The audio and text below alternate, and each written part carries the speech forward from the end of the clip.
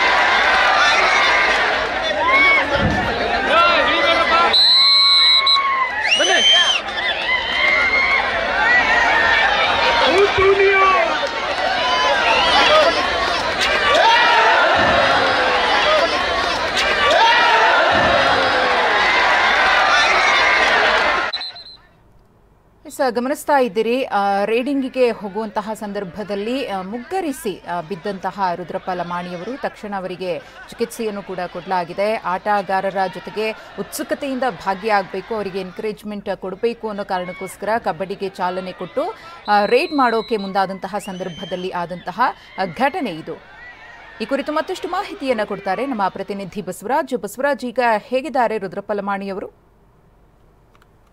ಮಧುಶ್ರೀ, ಇದೇನು ದಾವಣಗೆರೆ ಜಿಲ್ಲೆಯ ಒಂದು ನ್ಯಾಮತಿ ಪಕ್ಕದಲ್ಲಿರುವ ಸೂರಗೊಂಡನ ಕೊಪ್ಪದಲ್ಲಿ 2 ದಿನಗಳಲ್ಲಿ ನಡೀತದೆ. ಇವತ್ತು 3ನೇ ದಿನ ಈ ರಾಜ್ಯ ಮಟ್ಟದ ಕಬಡ್ಡಿ ಸ್ಪರ್ಧೆ ಇತ್ತು. ಅದರಲ್ಲಿ ವಿಶೇಷವಾಗಿ ಮ್ಯಾಟ್ ಕಬಡ್ಡಿ ಇದ್ದ ಹಿನ್ನೆಲೆಯಲ್ಲಿ ಇವರು ಏನು ರುದ್ರಪ್ಪ ಲಮಾಣಿ ಅವರು ವಿಧಾನಸಭೆ ಉಪಾಧ್ಯಕ್ಷ ರುದ್ರಪ್ಪ ಲಮಾಣಿ ಅವರು ಆ ದೇವಸ್ಥಾನದ ಧರ್ಮದ ಸಮಿತಿಯ ಒಂದು ಅಧ್ಯಕ್ಷರು ಕೂಡ. ಹೀಗಾಗಿ ಉದ್ಘಾಟನೆಗಾಗಿ ಏನು ಕಬಡ್ಡಿ ಆಡಲು ಆ ಮ್ಯಾಟ್ ನಲ್ಲಿ ಹೋದಾಗ ಶೂ ಹಾಕೊಂಡು ಹೋಗಿದ್ರಿಂದ ಅಲ್ಲಿ ಸ್ಲಿಪ್ ಆಗಿ ಸ್ವಲ್ಪ ಬಿದ್ದಿದ್ರಿಂದ ಕಾಲಿಗೆ ಸ್ವಲ್ಪ ಮಟ್ಟಿನ ಒಂದು ಏನು ಏಟ ಆಗಿರ್ತಕ್ಕಂಥದ್ದು. ಯಾವುದೇ ರೀತಿಯಾದ ತೊಂದರೆ ಇಲ್ಲ. ಅಲ್ಲೇ ಸ್ಥಳದಲ್ಲಿರ್ತಕ್ಕಂಥ ಒಂದು ಪ್ರಾಥಮಿಕ ಅಲ್ಲಿ ಜಾತ್ರೆ ಸಲುವಾಗಿ ವೈದ್ಯರ ಒಂದು ತಂಡಗಳನ್ನು ಕೂಡ ತಾತ್ಕಾಲಿಕವಾಗಿ ಆಸ್ಪತ್ರೆಯನ್ನು ಮಾಡಲಾಗಿತ್ತು. ಅವ್ರ ಕಡೆ ಚಿಕಿತ್ಸೆಯನ್ನು ತೆಗೆದುಕೊಂಡಿರ್ತಕ್ಕಂಥದ್ದು.